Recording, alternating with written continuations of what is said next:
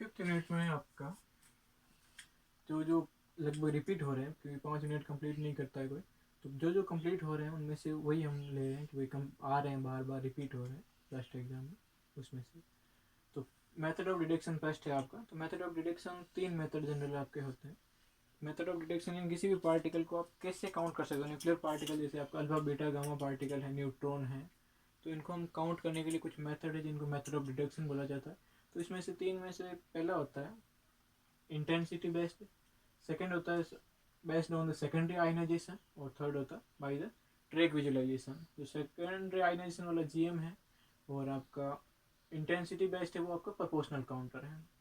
तो proportional counter भी आपका एक काउंटर है जो क्या करता है, आपको न्यूक्लियर पार्टिकल को काउंट करता है। उसमें क्या सिस्टम होता है, ठीक वैसे ये जो मैंने हालांकि जीएम का बना रखा है, लेकिन उसमें भी ये सेम ऐसे ही होगा। एक ग्लास ट्यूब होती है, उसके अंदर इनर्ट गैसेज जो अपने हिसाब से भरी जाती है। मोस्ट ऑफ हीलियम और आर्गन का मिक्सचर होता है। उसमें आपका चारों तरफ जो होता है वो आपका मेटालिक होता है और उसको कैथोड कनेक्टेड होता है, और ये बीच में आपका एनोड जो सेंट्रल एक वायर होता है, सेंट्रल वायर या इसको एनोड बोलते हैं।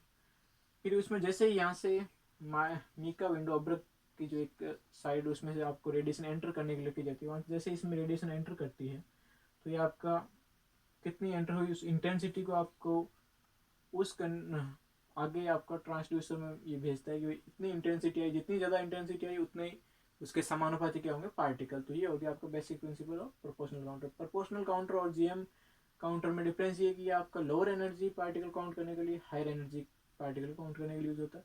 फिर आपका आयोनाइजेशन चैम्बर, जैसे ये जीएम ट्यूब है उसी को आपको क्या बोलते हैं, आयोनाइजेशन चैम्बर बोलते हैं। इसमें आयोनाइजेशन होता है पार्टिकल के इंसिडेंट होने से।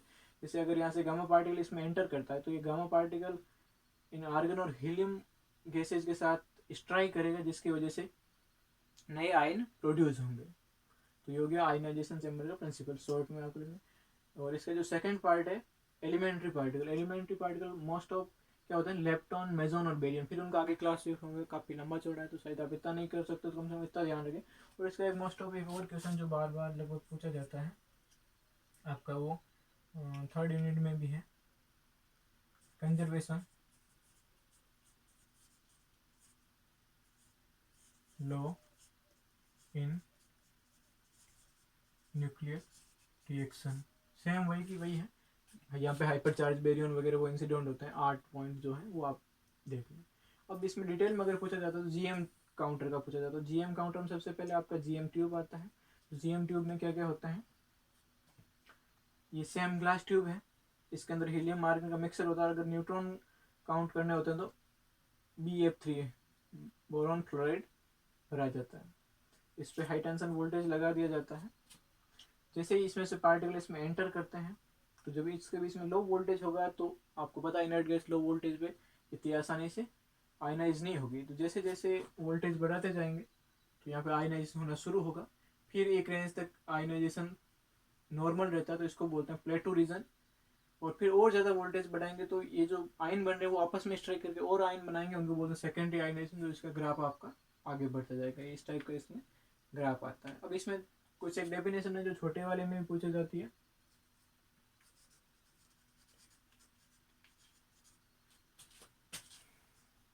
डेड टाइम, रिकवरी टाइम और पैरालिसिस टाइम। डेड टाइम क्या होता है, यानी हिंदी में इसको क्या कहेंगे, यानी वो टाइम जिसमें आपका क्या करता हो, जीएम ट्यूब वर्क नहीं करता। वर्क नहीं करने का मतलब वो जैसे इसमें एक रेडिएशन एंटर हुई, एक रेडिएशन मतलब आप मान लेते हैं एक गामा पार्टिकल इसमें, जो आपकी गामा या अल्फा पार्टिकल इसमें एंटर हुआ, तो अल्फा पार्टिकल एंटर होने के बाद अब कुछ टाइम तक ये दूसरा पार्टिकल भले ही एंटर उसको काउंट नहीं करेगा। तो उसमें जो टाइम लिया जाता है उसको बोलते हैं डेड टाइम, यानी time in which the GM tube doesn't count the second incident particle is known as dead time. और ये जनरली होता है 100 से लेके 300 माइक्रो सेकेंड तक।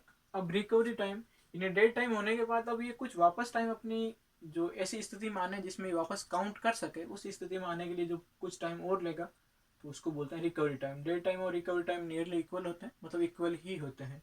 और द पैरालिसिस टाइम क्या होता है, sum of dead time and recovery time is known as paralysis time.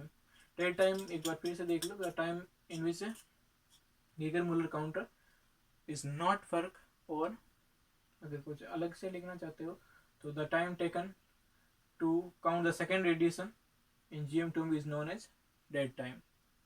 Okay, thanks for watching.